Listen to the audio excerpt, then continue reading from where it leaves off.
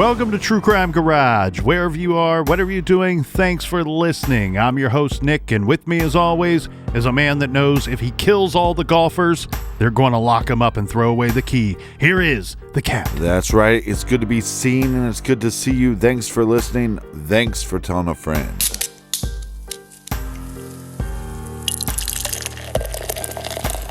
Today, we are drinking one of our favorite holiday beers. It's that time of year again. Available for a limited time in bottles and cans. Just clap your hands. Or if you know a really good bar, they have it on tap. That's right, we're talking about Holiday Cheer by the merry and bright folks over at Shiner Beers. Shiner Holiday Cheer is brewed with Texas peaches and pecans.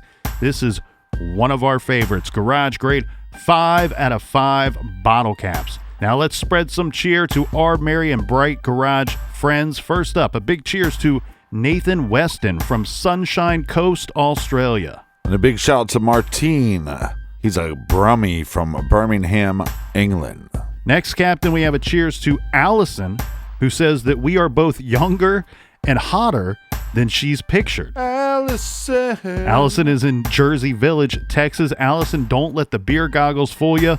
We look like something that's been living in a garage for the last 6 years. Yep, we're in our 40s, but we look like we're going on 97. And a big shout out to Janine in Billings, Montana. Next, Captain, we have a cheers to Holly in Kennesaw, Georgia. And last but certainly not least, we have a double-fisted cheers to DJ and Ruby in the Parts Unknown.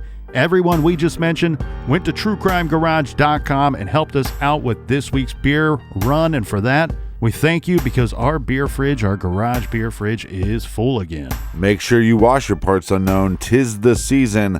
BEERUN beer run. Go get you some at the store page. And it's a great way to support the show. For everything True Crime Garage, check out truecrimegarage.com, and that is enough of the business. All right, everybody, gather around, grab a chair, grab a beer. Let's talk some true crime.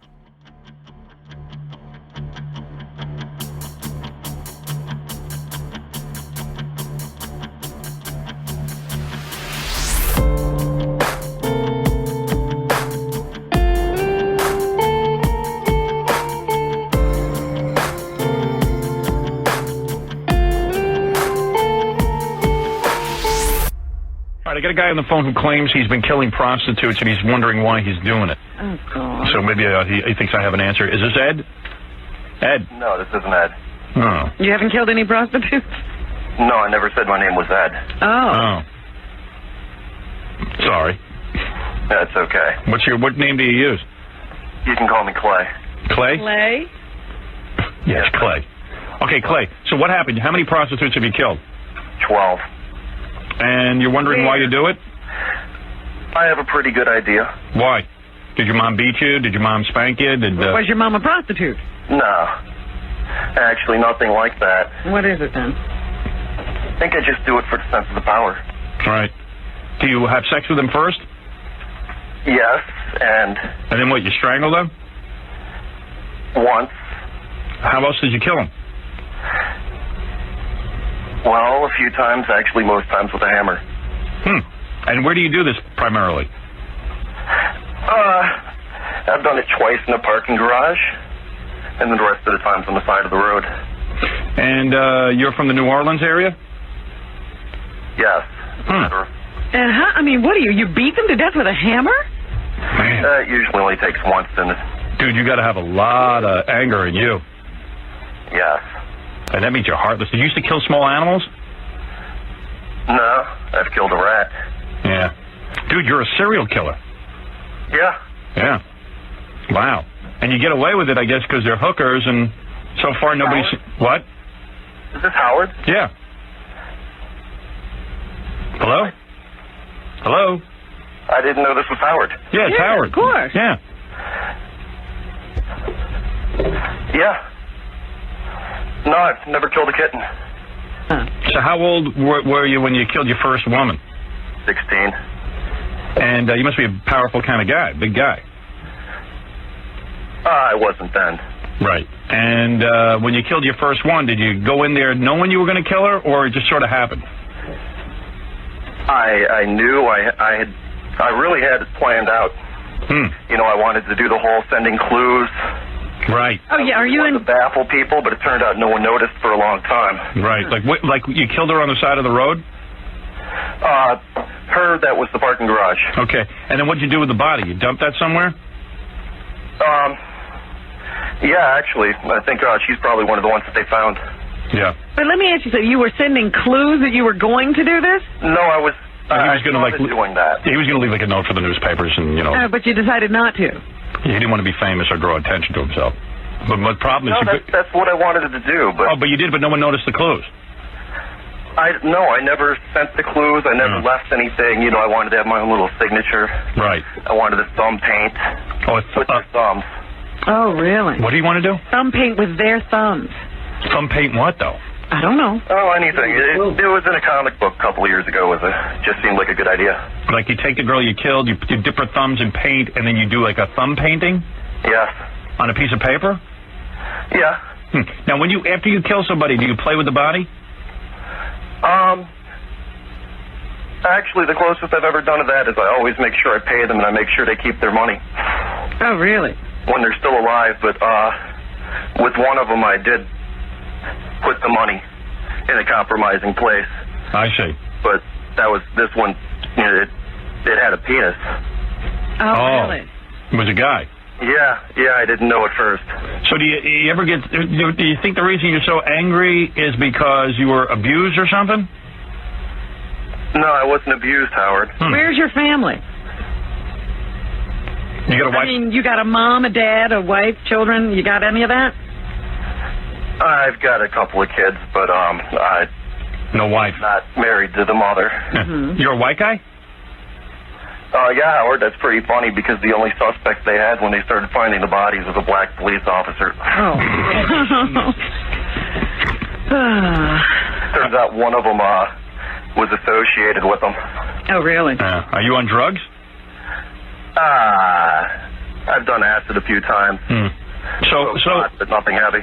So after you killed the first 60-year-old, like you finished. No, I was 16. Oh, that's right. I'm sorry. She was. All right. So you finished with your sexual gratification, and then you. Not always, no. Not always. You don't even want to get laid sometimes. No, You just want to kill. I'm just bored. Right. But does the killing sexually satisfy you in some way? I can't believe Ed McMahon's not laughing. I've eaten off thinking about it later. Yeah. What do you say? That's about it. He's pleasured himself thinking about it later. Oh, he has. Okay. Now, how far apart are these murders? Like, do you murder and then, like, you feel satisfied for a while? I don't even understand why I do it, Howard. I don't know if I ever get any satisfaction. But how often? Together anywhere was the same night. Really? You killed two people in the same night? Yeah, but I went to Mississippi for the second one. So there's no pattern to how many weeks or days between murders? No. Are these mostly white chicks or black chicks? A fair number of them have been black. The transvestite was black. You think there's some racial motivation here? No, Howard. They were just, let's just say, a Jimmy Swaggart town. Jimmy Swaggart town. Don't know what that means. Me neither, but... That's pretty much the area around here where the prostitutes all hang out. I see. And it's just whoever comes up to you. You don't pick a certain type? I don't even approach them. I wait for them to approach me, Robin. So that's like them asking for it. Do you ever, like, look into their eyes and go, you know, gee, these people were just children at one point, and maybe they just had a tough life? I've let a couple go. You have? Like, what happened? You're in the middle of killing them, and then they what do they say? Why would you let one go and kill the other? There was this one. Go ahead. I think she was probably really new to it. Yeah. There was just something about her. Maybe she reminded me of my ex-fiance, but... Right. You somehow relate... More of an innocent quality. You somehow felt bad for her. Yeah. So you killed your first woman. When was the last time you killed? It's been a few months. Right. Actually, it's been going on a year. So, what do you think you're going to do? Do you think you're going to kill yourself? Do you think that Are you going to kill again? Can you stop this? If I killed myself, I'd miss the next Batman movie. Right. You don't want to do that. No. No, but in all seriousness, I mean, do you think that you can control this? Do you think he can stop? I think I have been. Oh, you have been for the last couple of months. A year he hasn't killed. Oh, a year. Yeah. Almost. So why do you think he stopped killing all of a sudden? I really don't know, Howard. Part of it had to do with my car broke down. Oh, no transportation. Seriously? That's the reason? Well, that was the reason for a month, but after that, I guess it was all self-control. Wow. Oh, But so you don't want to do this anymore? No, he wants to do it, but he's controlling himself. Like you want to kill women, right? Sure. Yeah. And what do you like? Do you enjoy seeing them struggle as you kill them? Actually, none of them really struggle. Do you hit them from behind, or do they see it coming? I can't get inside their minds, but let's just say I hit them. But, I mean, are you facing them? Yeah. Oh, so you can see their face and everything when you do it. Yeah. The worst I've ever gotten was one tried to grab my neck. I've never gotten any of the claw marks or anything that are dead giveaways. Right. You must be very powerful. I wouldn't call myself powerful. Maybe intimidating. Why did you use a hammer? Do you think you? Because it was in a book I read. Oh, everything's come from Cartoons and somebody else. yeah. When's the last time you got laid? Last week, Howard. Oh yeah. So you didn't kill that girl No. because she wasn't a hooker. No. Right. It's only hookers, though. A lot of serial killers are only into hookers because they know A, Easy. probably won't get caught, and B, they have some kind of anger toward hookers. So there's no way I'm going to talk you into giving yourself up or anything, right? No. I shouldn't even waste my time. I know I'm going to get calls after this, and people are going to go, Howard, how come you didn't catch him? I'm going Has anybody ever been close to catching you? No. No. Actually, someone once, when it was in the newspaper, someone joked to me. I know it was you, but well, they were joking. Right. Yeah. Do you have a lot of tattoos? I don't have any tattoos. I wouldn't do that to myself. Right. And do you get high before you do this? I've gotten pretty drunk before. Yeah. I'm the only guy you could. Am I the only guy you ever told about this? Yeah. Wow. I guess that's sort of an honor.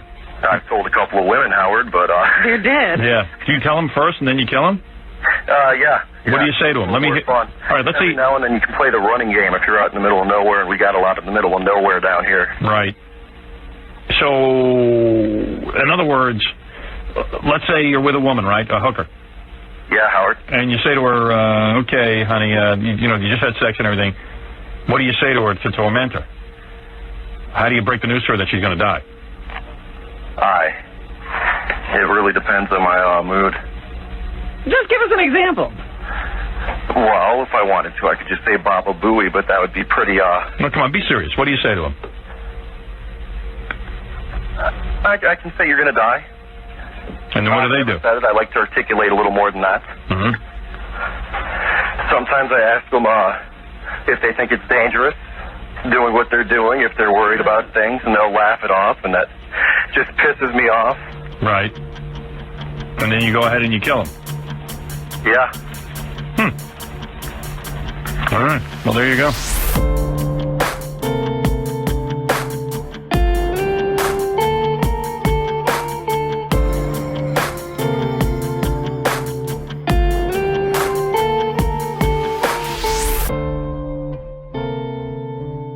Well, you heard it there, folks. In November of 1997, a man calling himself Clay, saying he is the killer of sex workers, a dozen at that, calling from the New Orleans area to speak with shock jock legendary DJ Howard Stern. Calling up, telling Howard Stern that he believes that he got into killing women for fame and notoriety, and later he now believes that he does it simply for power and control. And this is a call that has been an interesting one. Obviously, this is an older call, but one that really sparked a lot of renewed interest just earlier this year. In fact, in the fall of 2021. And I don't know why all of a sudden here, Captain, this pops up on the radar as something that everybody's really interested in all these years later. But one guess that I have is anybody that listens to Howard or is the proud listener of Sirius XM knows that Howard has 2 whole channels devoted to him and the shenanigans of his staff and crew. And the Howard Station 101, which is arguably one of my favorite stations on Sirius XM, plays a lot of the best of or Sternthology or, the older shows. Interestingly enough here, Captain, I remember roughly around August or September of this year, they played this call again. They played the entire segment, which I believe was multiple callers, and this Clay, Killer of Women, was only one of maybe 3 callers during maybe a 20-minute segment. But it's by far the most intriguing of those 3 calls, and absolutely one of the most intriguing calls that Howard has received in his very lengthy career. Well, and just to get this right, because I'm not an avid Howard Stern listener. I think he does great interviews. I think he's obviously evolving throughout the years, and this was 20-some years ago. I think you can tell from this interview, Howard's kind of listening, like where I think Howard has become a better listener when he's doing interviews now than, and obviously it's just a caller calling in, but you can tell there's a couple times where the caller has to correct Howard because he's not really fully engaged in the call. But so what I'm guessing is that they'd have a call-in section, and that section would be normally about 20-some minutes long. And then if one call is kind of boring, you cut them off at a couple minutes. But this one was pretty intriguing, so it lasts almost 11 minutes long. Yeah, and I think what you have there, and as someone who's listened to Howard for quite some time, this is actually typical Howard to me. And I think it's not because he's not trying to listen. I think he's quarterbacking a lot of stuff that's going on that we don't see because all we're hearing is the audio. And one thing that I know that he does from time to time, because he spoke about it on the radio, is he's trying to gauge in his own mind, is this an interesting call or not? Because if it's not, boom, I'm dumping this call. I'm here to put out an interesting show, and we'll move on to the next caller. This is one of those ones where I think he's trying to gauge that, but he sounds like he's very intrigued by what this guy's saying, and in a way almost trying to figure out the guy, maybe not to the point of identifying him, but at least to the point of trying to gauge if this guy is legit or if he is genuine in what he is claiming to be. Because it's not every day that some guy calls up a radio station saying, hey, I've killed a dozen women, and I really just called to tell you about it. And I think I mentioned earlier to you this year when we're putting together a schedule list, we'll take the cases and then map out where we're going to put them on the schedule. My thought was this would be interesting to hear you dissect this call. You being a Howard Stern listener and you being into true crime, what was your thoughts and opinions on this call? Surprisingly, it seems like in the last couple months, other people got this same idea to dissect this call, and there's a couple videos and stuff on YouTube where people are doing that. Well, and what's really interesting behind the scenes here in the garage, when you brought it up, I had it on my list, and I thought, oh, this is perfect. Thank God he brought it up. Because it's always more exciting to cover something that you're excited about, but to know that your partner in crime is excited to cover as well. So you know that it's going to be a good, interesting conversation, even if nobody else hears it, right? But right. So I had said, well, I heard the call again. It's one that I had heard over the years, and I was always very intrigued by the call. And I thought, you know what, this would be perfect for something for Off the Record, because we're always kind of looking for true crime, but also kind of off-the-wall topics for Off the Record. Right. You said to me, you go, well, I think it's interesting enough. Maybe it goes on the regular show. And then what kind of echoed that idea was we started getting emails from people that were saying, hey, have you ever heard the Howard Stern serial killer phone call? We would love to hear a discussion about that on the show. So the listeners asked for it, and here we are doing it. And this call to me is incredibly interesting because I find myself walking the high wire of whether I believe this guy or not. Right? It's a balancing act. And it's not that I want to believe him or it's not that I don't want to believe him. Right. It's a matter of, well, what side of this high wire do I fall off on? Do I fall on the side that this guy's legit, or do I fall on the side of, well, this is just somebody calling in and looking to hear their voice on their favorite radio show?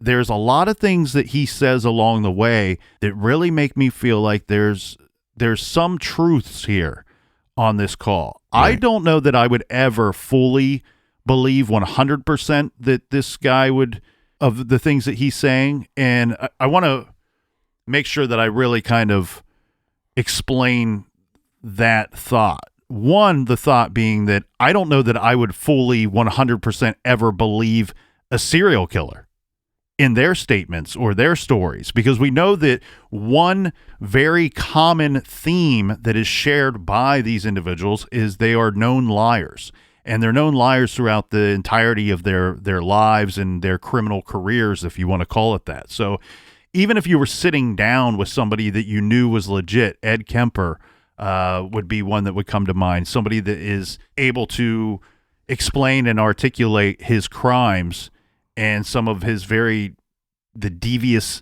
type behaviors and things that he did throughout time.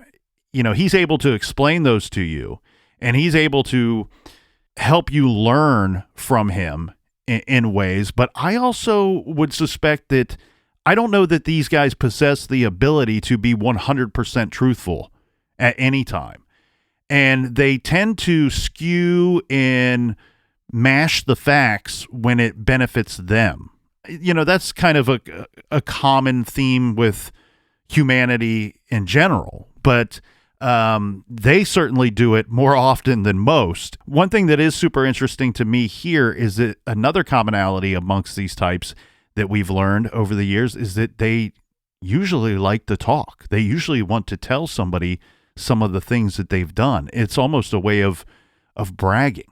I agree with that wholeheartedly. Normally when you're hanging out with your buddies and somebody's telling a story, and it's like you might have heard the story before, and a couple of years later the story has changed a little bit and they embellish little parts. It makes the story better.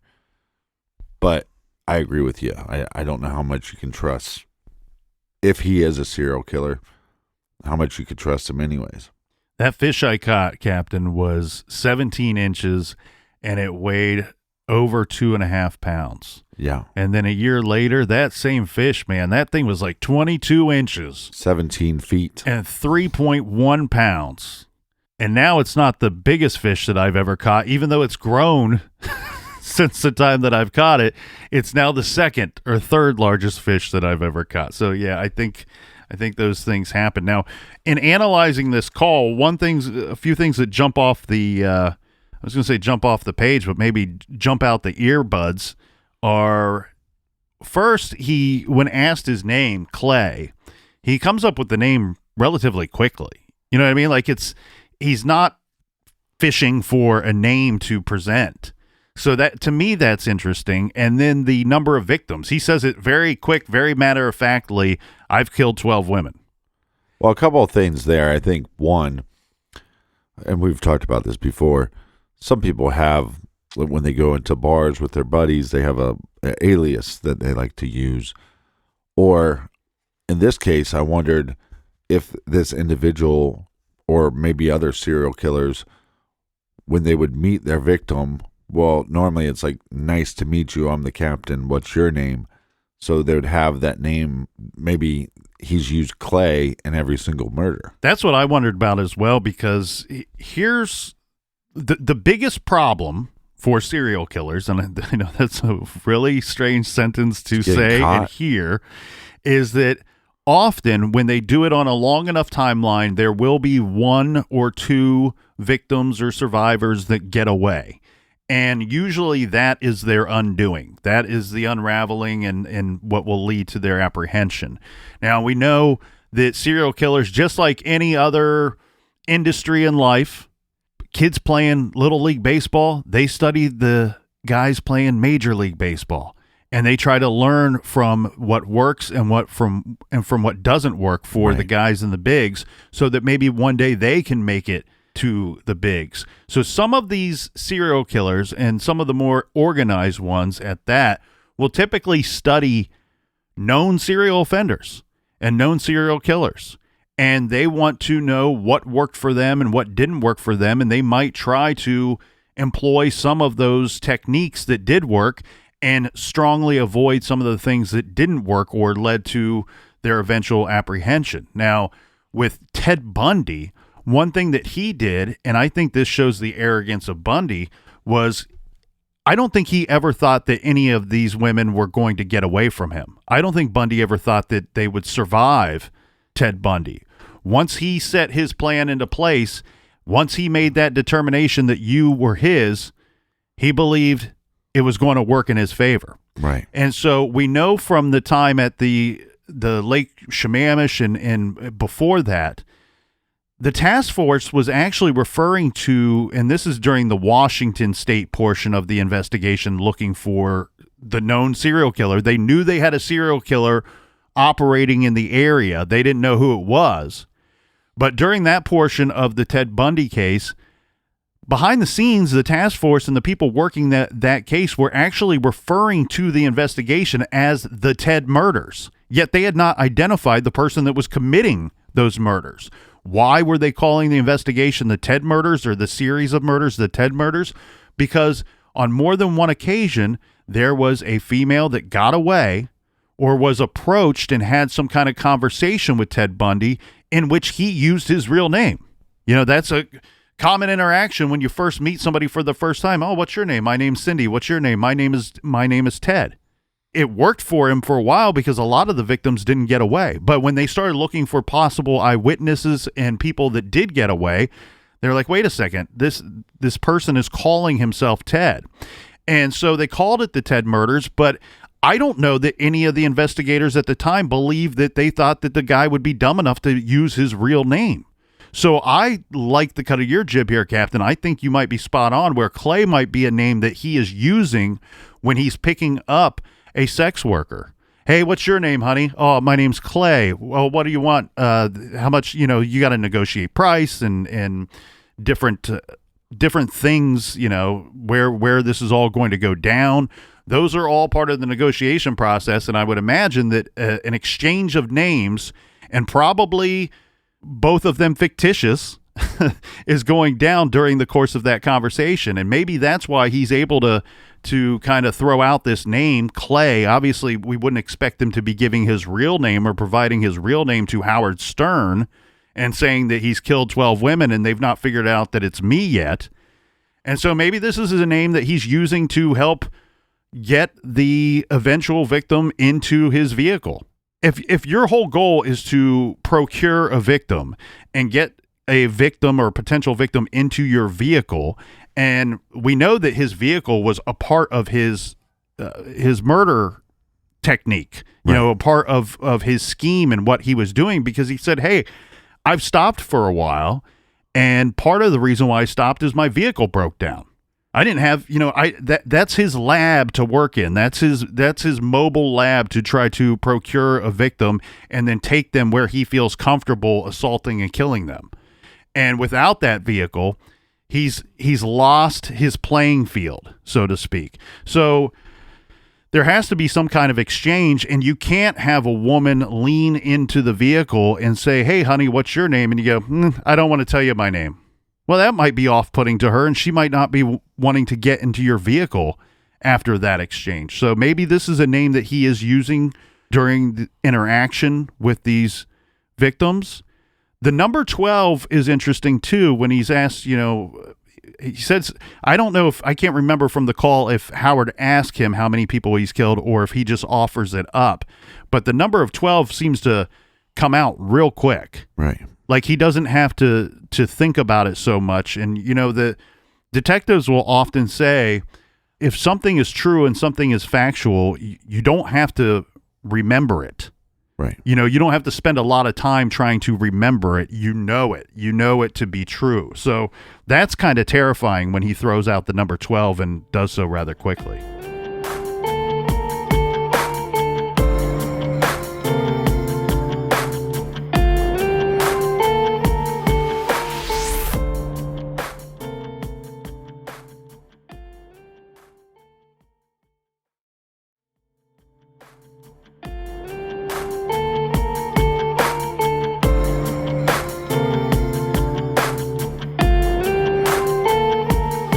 All right.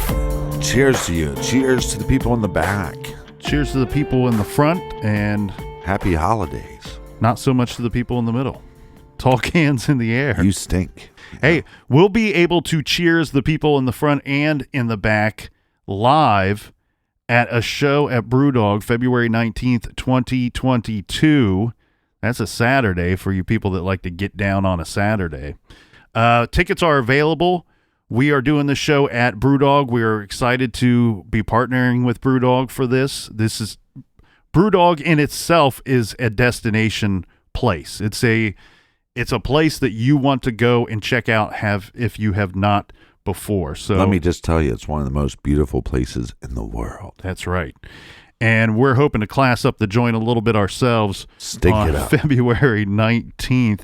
Now, some people have asked us, is this a live show? Will you be doing what you do here in the garage? And the answer is, well, kind of.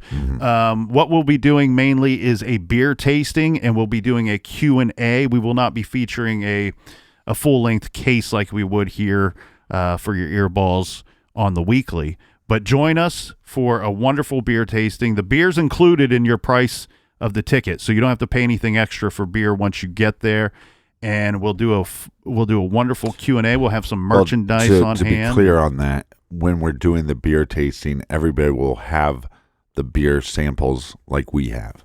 Exactly. It's not like all you can drink beer with a. It's an interactive beer tasting with Nick and the Captain, and tickets are available on our website at truecrimegarage.com. So we hope to see each and every one of you there. Yeah, and right afterwards we'll be hanging out at the bar doing a meet and greet, so that's all included in the price. But back to this call, one of the things that I thought was interesting about this Clay guy is, well, I kind of found it humorous that he almost seemed annoyed. Ed? No, I never said Ed. Right. I'm Clay. So you could kind of almost see his temperament a little bit. Yeah, so you have that weird interaction there where Howard asks, is this Ed? And he says, no. And Howard sounds bummed out. And I think that's because it's not uncommon for they're screening these calls behind the scenes before any of them make it onto the radio.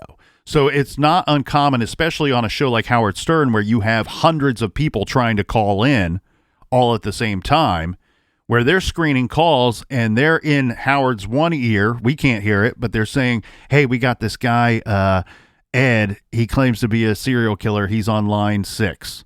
And then Howard picks up, is this Ed? No, it's not Ed.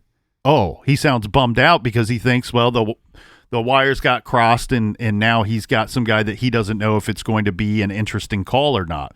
But very quickly, yeah, the caller straightens out the situation by saying, no, yes, I've killed women, but I never said my name was Ed. The other thing I thought was kind of humorous is he doesn't understand that he's talking to Howard. So that makes me think, is he much of a Howard listener? Because Howard's voice is very distinct. And so then he's almost, I don't know, 30 seconds to a minute, maybe longer. I'd have to actually look, where he's like, wait, is this Howard? And he's like, yeah, this is Howard. Who do you think it was? And then you can hear his breathing almost change, like he becomes nervous. And so that makes me believe, okay, well, why would you get nervous that you're actually talking to Howard? Would you be nervous because now you feel like you're on the air? Or if you were a big fan of Howard, then maybe you would, get nervous. At the last meetup I did, this girl came up to me and we're taking a picture and she was like, I'm shaking. I don't know why I'm shaking. I'm like, yeah, either do I. So I thought it was kind of humorous that he gets mad about the mistaking of the name and then gets nervous once he figures out it's Howard. Well, sometimes adrenaline kicks in and it's not really up to us when it does kick in. I think it comes from that part of the brain that doesn't ask for permission. It just decides, boom, Right. Here you go. Now you're like, oh crap, I'm shaking. And if I had a choice in the matter, I would choose not to be shaking. But you're right. And this is one thing that always surprises me. Yes, one, the caller not recognizing Howard's voice. 2, they are on the call with Howard and Robin at the same time, and he doesn't. Right. He seems to fail to recognize that. But this is in in the defense of the guy claiming to be a serial killer, this is something that I've witnessed dozens and dozens of times on the Howard Stern show, where somebody's talking for a couple minutes and then they're shocked that they're actually talking to Howard. I don't know. Again, they're screening the calls, and I don't know if the person screening the calls ever tells the caller, hey, hold for Howard, or okay, you're on next. I think they just take down some information, tell them they're putting them back on hold, and if Howard picks up, he picks up, because the guy screening the calls or the woman screening the calls can never guarantee that Howard's going to actually pick up on any of these people. So, Right. But you're right. There's a change in his speech and in his breathing, and it could be from both of those factors that you pointed out. Maybe kind of a double whammy of, oh crap, I am on air, I am live, a little bit of stage fright, and I am talking to Howard, and now I'm nervous. The other thing you have to wonder too is, this guy he's not calling in because he wants to get caught. There's other people he could call if he wanted to turn himself in or to get caught. Yeah. If he is who he says he is, he's calling in to brag about what he's done, receive some of that fame and notoriety that he is seeking. These are his own words. He said, originally, I think that I got into it because I wanted to be famous or be known as a serial killer. And now I'm coming to realize that I think that I do it being killing women, for a sense of power and control. And so he's not calling in with the idea of, oh, I want to give up every detail and every bit of information about myself so you can catch me. So part of me wonders too, is there an added factor to that nervousness that he's going, oh, wait a second, have I already said too much? I wasn't aware that we would be on the air. Right. Well, in the last 5 years, we've lived a strange life. We're going on a strange journey because we talk about these cases. Sometimes we bring up individuals, and those individuals might be suspects in a case that we brought up, and they make contact with the show. And sometimes it's not even to clear up their name. Maybe they just want to have a discussion with us. And obviously they're having a discussion with us to clear up their name, but they might not be upset about how it was reported, because for years they've been a part of the case's story. Mm-hmm. And so every time somebody has reached out to me, I always feel like the obligation, one, because we spoke about them and they have thoughts and opinions on the case, and since they're close to the case, I always feel obligated to give them the time to talk with them. Mm-hmm. But they're also intriguing conversations, because there's a part of you that goes, this person is a suspect, maybe not my favorite suspect in the case, or somebody that I lean too heavily in favor of being the actual murderer or whoever is responsible for the crime. But in those conversations, there's a part of you that's like, well, maybe they will slip up. Mm-hmm. Maybe they'll be talking to me about the case and just go, you know what, this is just too much. And, oh, by the way, I did it. So I think that's probably playing through Howard's mind. Well, it's interesting that this guy calls and he's going to tell me all these details. Maybe through the act of talking about the crimes, I could get him to just, and I don't think he leans on that too heavy. Mm-hmm. But I think he definitely, I at one point he even says, I have to ask, because how crazy would of that call turned into if he basically said, oh yeah, okay, well, yeah, this feels good to be talking about, and almost confessing to somebody. And if he was telling Howard the truth, that you're the only person I ever told, there is a chance that that individual then goes, well, this feels good to get off my chest. Oh, by the way, my real name is the captain. Yeah, well, it's, again, it might be one of those situations where if this is in fact real, if he is who he says he is, well, then he's calling in because he's wanted some fame and notoriety for his acts, but he can't just run out into the streets and say, I'm the guy you're looking for. I'm the guy that's responsible for all the news that's hitting the papers and the bodies that they're finding on the side of the road. Right. And because if so, they're going to shut him down. He's going to be locked up, and he's going to be forced to stop doing what it is that he seems to like and enjoy doing, and that's taking the lives of these women. 12 specifically is what he says, and of course there's a lot of other crimes and horrible things that go on leading up to the murders themselves, and that's probably all of it for him too, a driving factor for him as well. This is from a book that we've been talking about a little bit here in the garage as of late, called A Killer by Design, and this is by the great Ann Burgess.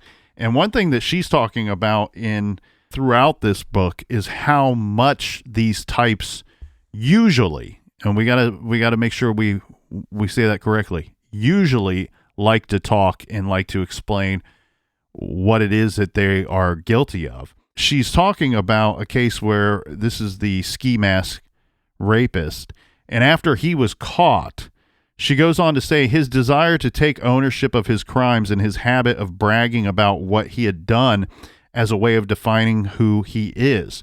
His desire to impress others by violent means was deeply disturbing, of course, but it also came with an upside for our criminal personality study as a whole. Simonis, that's the man identified as the ski mask rapist, Simonis wanted to talk. He wanted others to step inside his head so he could relive his most violent episodes and share them with an audience. Forcing others to witness the rawness of the details was a fundamental part of how his mind worked. And so that kind of backs up a lot of the idea, well, if this guy is in fact who he says he is, why would he go out of his way if he doesn't want to get caught to go on? I mean, 1997, this is almost national radio. I mean, by this point, Howard Stern, he's still on terrestrial radio, but he's syndicated throughout the country and in many different states, especially in some of the major cities. And so why would he want to risk, right? Because that's what he's doing. If he is who he says he is, his risk of getting caught, that number just went really way up because of this action. It's risky behavior to call in and announce to Howard and anybody that's listening who you are and what you've been up to. And I also don't think he's sitting there being that calculated on the information he's giving. It's not like there's hesitation or that there's these long pauses before he starts answering stuff. Some of the stuff is coming out of his mouth real quickly. And that's what's disturbing to me, because that's where I lean on the side that this guy's telling the truth. Because he's not struggling to come up with an answer, because he doesn't know what the questions are going to be before he calls in. So it's not like he can script all of his answers. He does a pretty good job, too, of not giving a great physical description of himself, even though you can tell at times Howard is kind of trying to bait him a little bit. You said bait. And maybe get some information from him. So this is what? You said it's about a 10-minute phone call? Yeah. So over the course of a 10-minute conversation that we listen into, really the only physical description that he offers up about himself is that he's a white male with no tattoos. Even so much so that when Howard says like, oh, well, you must be like a big, powerful, big, strong person. And what a slick answer that Clay offers up. He says, well, I wasn't back then. Well, that's not even a real answer. That's not a yes, I am a big, strong, huge person, or I'm a meek little individual. That's an extremely vague answer of, well, I wasn't back then. Right. Meaning he could still be not big. But exactly. And again, define what is big. It's not really defined when he's asked to give an answer. So he really offers up no physical description of himself other than to say he has no tattoos. No tattoos is a direct reply to Howard on a specific question that is thrown out there, and that he's a white male. I did the same thing with this call that I did with the Brandon Lawson 911 tape. Listen to it one time. Okay. Listen to it again. And then immediately it was like, okay, let me get a pad of paper and start dissecting it. I mean, it felt like the same feeling. And like I said, you see that he's perturbed because you call him Ed, doesn't understand that it's Howard, find that interesting right away. And also he mentions at least two comic book references. He talks about, well, I saw this thing in a comic book where the killer was painting with the victim's thumbs. And then he said something like, well, I don't want to turn myself in because I'd miss the next Batman movie. Mm-hmm. So two comic book references. And then also, like you said, where he goes, oh, well, no, I'm a white male. Do you have any tattoos? No, I wouldn't do that to myself. Even though that the answer came out so quickly, it could be, look, when you have a lot of tattoos, people will ask about them, and sometimes you'll hear the reply, yeah, I'm too scared to do that, or I don't know what I'd put on myself, or I wouldn't do that to myself. So it could be just a ruse. Oh, yeah, do you have any tattoos? Nah, don't have any tattoos. I wouldn't do that to myself. And kind of a joking answer to himself. Well, one thing that I find really interesting is where he does struggle to give an answer is when he's asked if he does drugs. And he hesitates on his answer, and he throws something out there like, well, I did acid when I was a teenager or something. Like he gives some answer that's not really a direct answer to the question that was just delivered by Stern. And one thing to me that I really focused in on that, because when we talk about offering up no real description of himself, well, if he says, yes, I'm a drug user, or goes into specifics about the types of drugs that he uses, well, these guys that kill 5, 6, 7, 10, 12 people, they usually have other crimes that they've committed throughout the course of their lifetime. Yeah. And so that creates a police record. The police have a record of those convictions. Use on file. And so he doesn't want to offer up. That would be one thing that he really wouldn't want to offer up besides a physical description of himself, because he could be in a database somewhere. You know, I need somebody that I know has been in the area for this period of time, from this year to the current year. Remember, this was November of 1997 of the phone call. I need somebody that has previous drug convictions. We know that he had a driver's license at one point because he says his car broke down, and that was a factor in why he briefly stopped killing for a while. So there's some things that you can start to piece together if you really wanted to track this down. Now, he says he's calling from the New Orleans area. One thing that would have been really interesting to know, and this is a call, as startling as it is, Captain, this is a call that's not referenced on the show.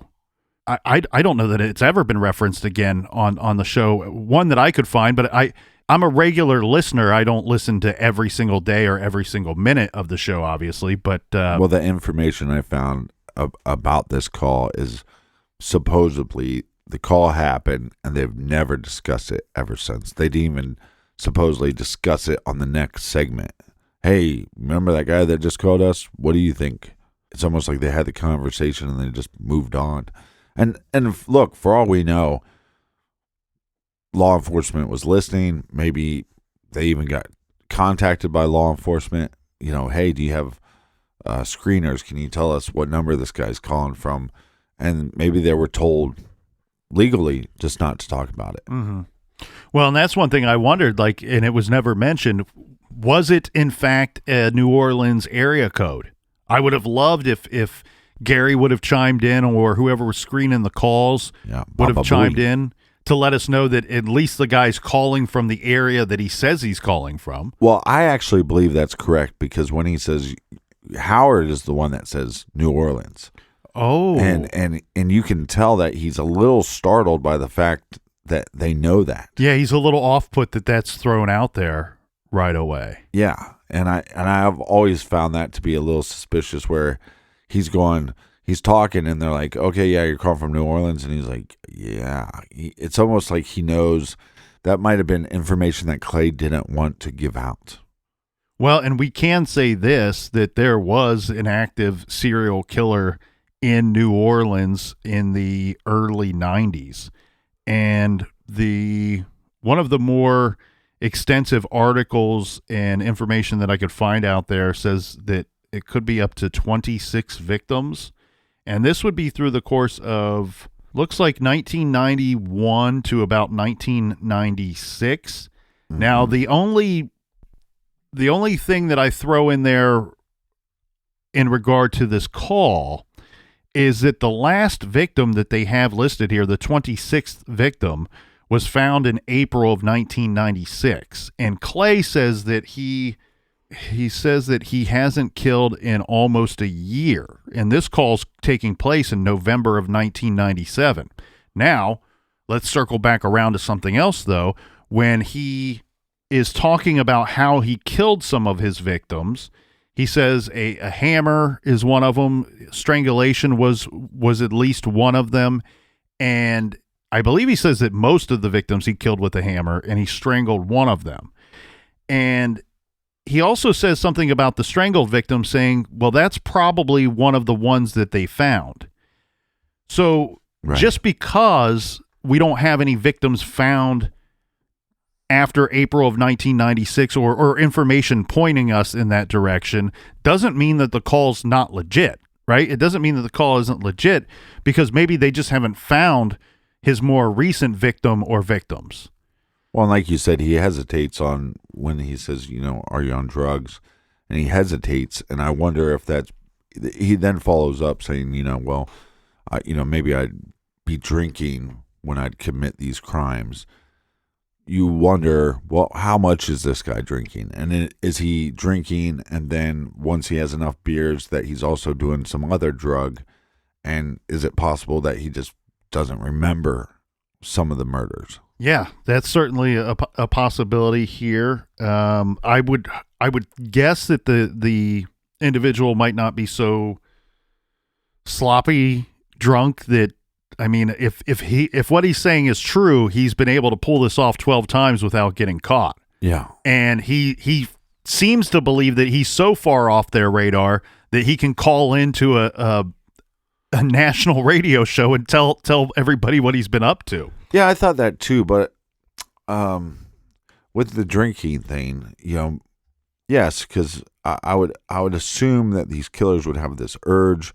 The urge is growing now. They know that I have to start planning. I think they start working out this puzzle in their brain. But I'd also think that individuals that had these urges, if they were an avid drinker, that once they got enough booze into their system, that maybe they wouldn't be able to control their impulses. Well, yeah. I mean, oftentimes they will do something to loosen themselves up, to build up the courage to, because a lot of times these are fantasies that these individuals have, and they've kept to themselves their entire lives, and they want to act out these fantasies. They've just never had the guts to do it.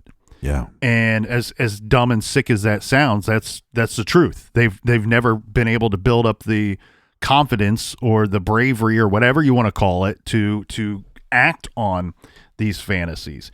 Now, one thing that I found interesting, though, too, is he doesn't shy away from the fact that one of his 12 victims was a cross-dresser. That, come to discover later during the attack or what have you, right, he learns that what he thought was a female victim is now a male victim. And the thing that's interesting to me about that, Captain, is in the list that I was able to find of the 26 victims from 1991 to 1996 April 1996 in and around the New Orleans area. And unfortunately, they, with very broad strokes, they paint a picture here in the title of what the list is, saying that these 26 individuals were all sex workers or prostitutes. And I don't think, I've seen some information come out from family members of some of the persons that have been identified that are on this list, saying, they weren't a sex worker, they're being lumped in this group, but what have you. What we know here is that I don't think that it's the same perpetrator that carried out all 26 of these murders. I don't believe that at all. I believe we're probably looking at 3, maybe 4, possibly more, because a couple of these could be just one-offs where somebody killed just one person and they've never killed anybody else ever again. And it just happened to take place during this same time period. And so they're getting kind of lumped all together here. But within this list of 26, there are 2 men that are listed.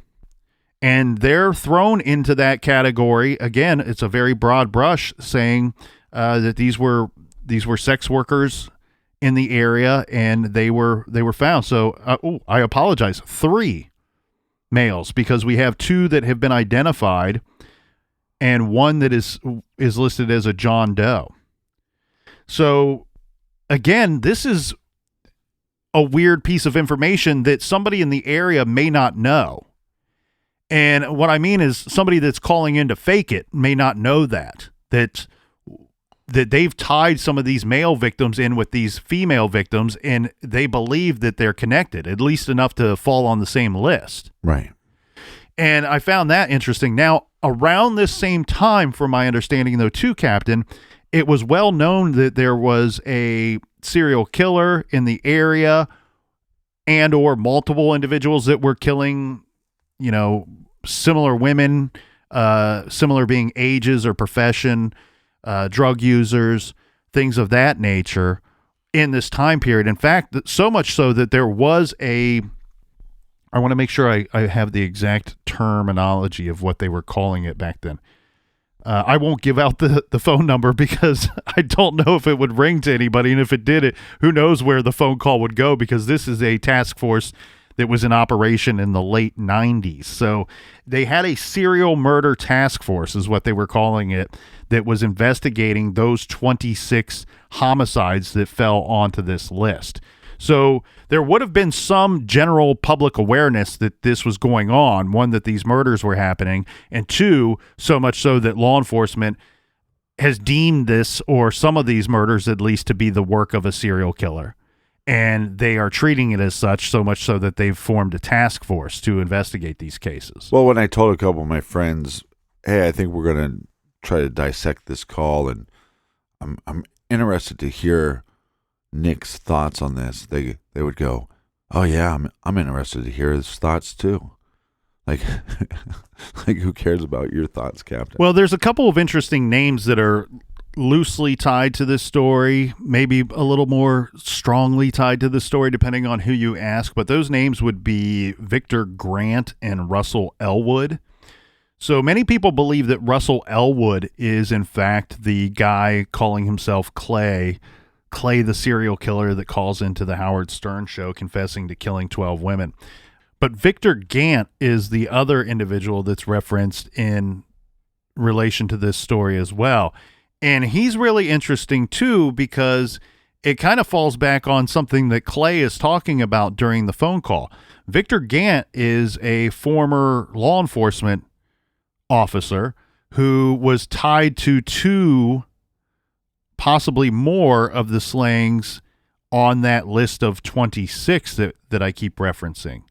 So he did have, as Clay says in the call, a direct relationship with 1 or 2 of the victims. Well, like you said, anything in this call could have been a lie. It could be a ruse to throw people off the scent. And I'm trying to look here on the fly, Captain, to figure out if Victor Gant was ever prosecuted or convicted of any of these killings here. But it doesn't look like, and this is not the most updated information, but the most recent stuff I can find on this individual is that number of victims, they put it at anywhere from 0 to 27. So he may not have been convicted of any of these actual killings, but it does specify on some different websites that he is suspected of having killed 2 or more of the women that are on this list.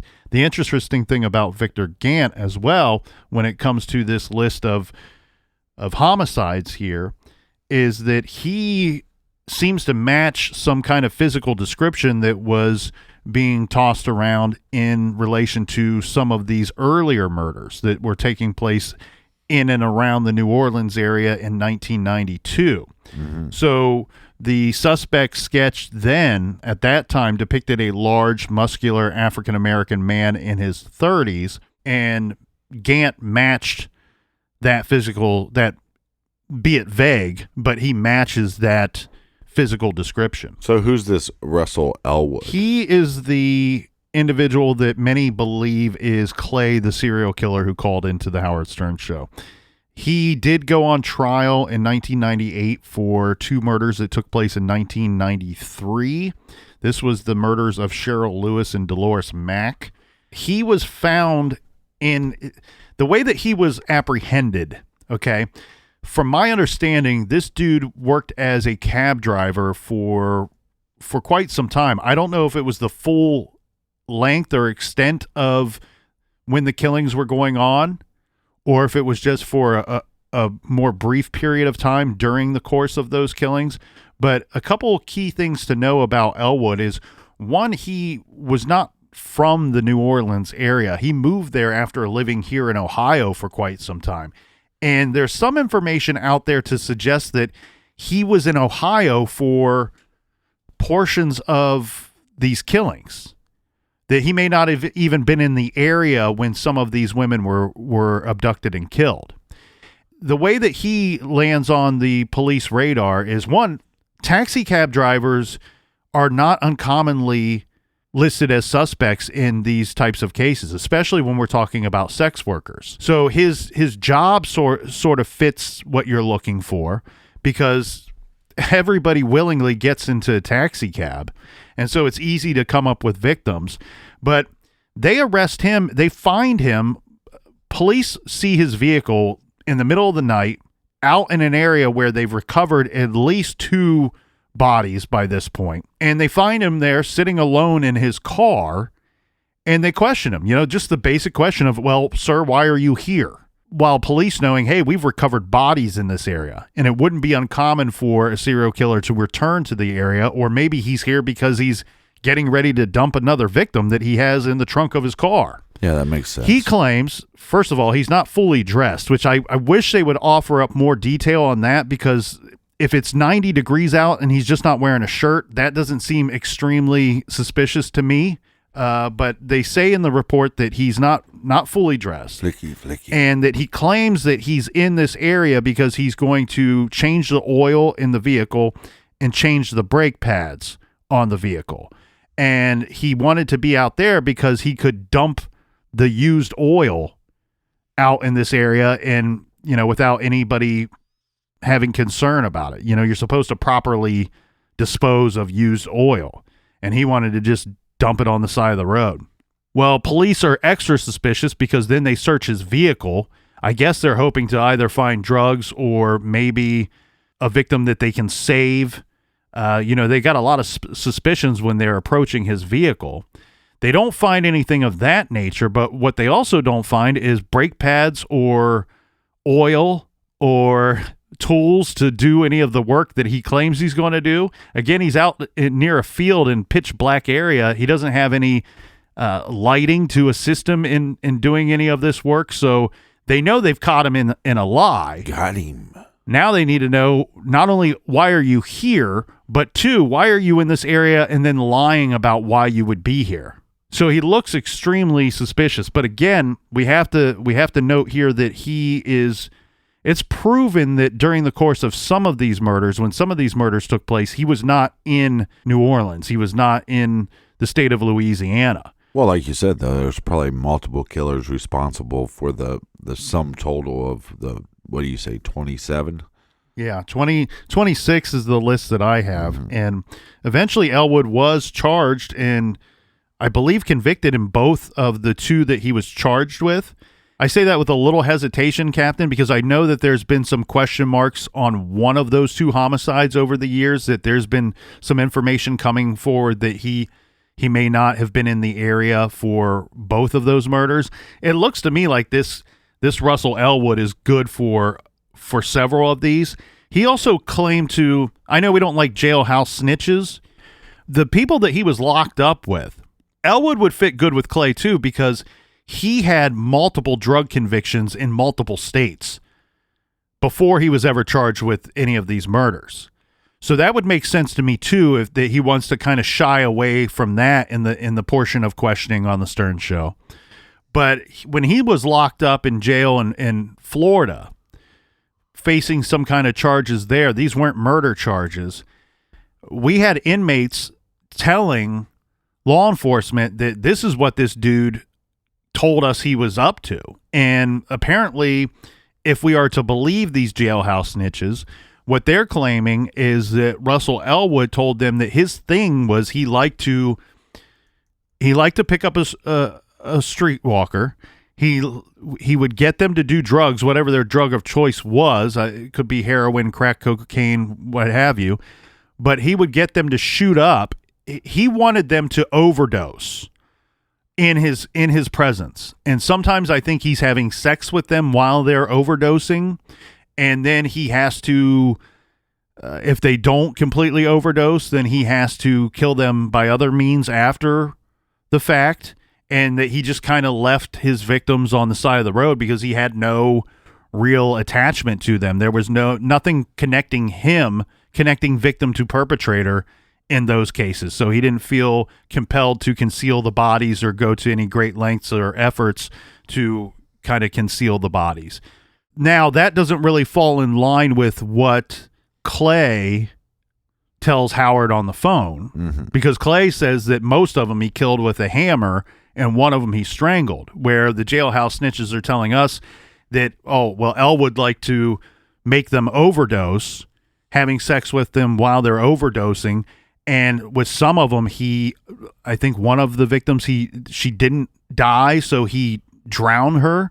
One of them, I believe he claimed that he strangled her, but at no point in any of those and any of that information could I find the use of a hammer, which seems to be what Clay is saying that he's done with most of the victims. I could see his voice matching his picture. Well, what I think is probably most likely in this situation, again, when we talk about this list of 26 victims here, we probably have a situation where we have multiple perpetrators. Victor Gant's probably responsible for a couple, maybe 2 to 4 of these. Russell Elwood's probably responsible for a handful of these murders as well. And this Clay individual who called in could be who he says he is. And some of his victims could be on this list as well. And it's just a tricky situation here. Now, on the Stern Show, we do know that it's not uncommon for them to have fake phone calls. Right. In fact, they employ people that call the Howard Stern Show pretending to be legit callers. Somebody starts making prank phone calls to them, and they're so entertaining that they offer them jobs. Yeah, and so they would regularly have these fake calls. But one thing I want to say about that is that Howard typically will move on from those calls relatively quickly. Like, unless they're home run comedy smash hits, he moves on from those calls very quickly. And a lot of times, especially in the last 10, 15 years, he's also quick to point out, well, not quick to point out, but toward the end of the phone call, he'll point out that it's somebody in the back, that it's one of their staff and they've come up with something, because that might become a character that you will regularly hear on the show going forward because it was such a smash hit. Now, a longtime listener here telling you, I don't know of a situation where somebody claims to be calling in with a serious matter. There's nothing more serious than discussing the taking of one's life. I can't recall knowing of a fake call to be saying something of that weight, of that gravity. So now, is it out of the realm of possibility? No, because we know that he was and is a shock jock, and who knows what lengths they would go to shock the audience, to grow the audience or keep the audience.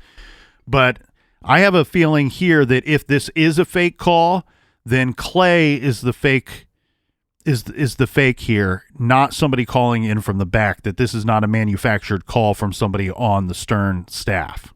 Well, and I also put a little weight to the fact that they've never discussed it afterwards. Like I said, they could have been contacted by New Orleans police, maybe even a lawyer, and maybe that's one of the reasons why they've never discussed it afterwards. Or, on the flip side, they realized it was a fake, and that's why they've never brought it up again. Now, I would believe, Captain, that the BSU from the FBI would tell Stern and the local serial murder task force that they had established there in New Orleans at the time, this guy talking is our best weapon. We want to keep him talking. So let's have him reach out. Let's give him let's put him on speed dial so he can reach out and communicate with Stern or somebody on the local level, because he seems to want to talk, and he's going to be able to offer up some clues if in fact he is who he says he is. And we've kind of been discussing this, gearing up and getting ready for this, and I think we both have similar thoughts and opinions. No strong gut feeling either way. If I had to bet, I would say that Clay is an actual serial killer. I think that's because the devil's in the details and how quickly he comes up with those details. And also, I find it interesting on how many times that he corrects Howard.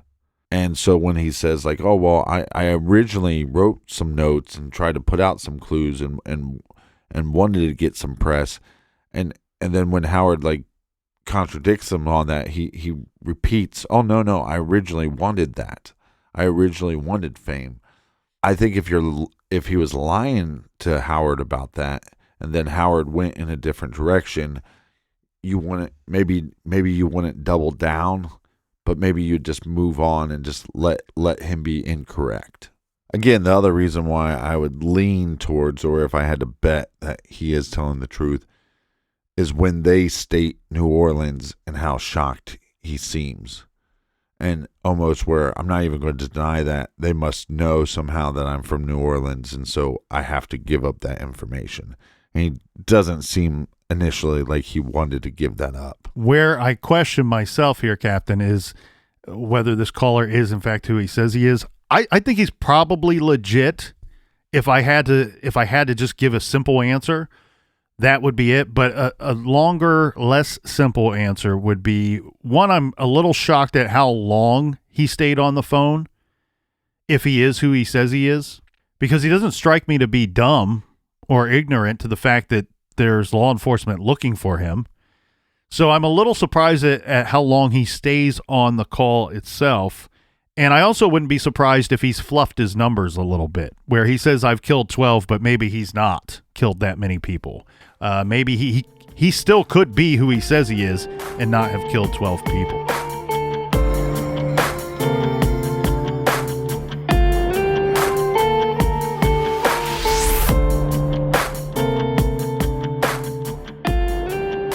And like always, we want to hear your thoughts and opinions on the episode, so go to truecrimegarage.com and make sure you leave a comment on the blog. Colonel, do we have any recommended reading for this week? That's right. Thank you, Captain. And we want to thank everybody who has posted questions and comments on the blog throughout this wonderful year. It's been a busy and exciting blog at truecrimegarage.com.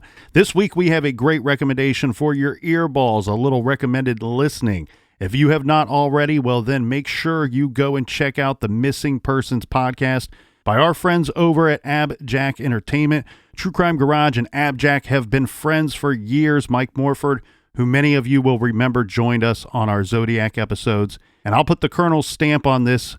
There is no better person on this big blue marble to talk Zodiac with than Mike Morford. And also a big player over at Abjack is one that has helped us out here at True Crime Garage for a long time, Jessica Betancourt. She has worked here behind the scenes for several years, and she has done some wonderful gangbusters work for us and for Abjack. We're recommending that everyone check out the Missing Persons podcast because we paired up with them to feature one of our most recent cases titled Paige Coffee. Paige has been missing from the greater Cleveland area since May of 2019. Her family, True Crime Garage, and the Missing Persons podcast are asking for your help. We need to locate her. We need answers, and we are determined to get justice for Paige and her family. True Crime Garage released the Paige Coffee episode last week on December 7th, and this past Saturday, the Missing Persons podcast released a Paige Coffee episode as well. There are two very different shows, and I encourage everyone to listen to both especially if you live in Ohio or the surrounding states, because, again, we need some help. Merry Christmas and happy holidays to Jessica and Mike, and happy holidays to you all and everyone. And we will see you back here in the garage next week. Until then, be good, be kind, and don't litter.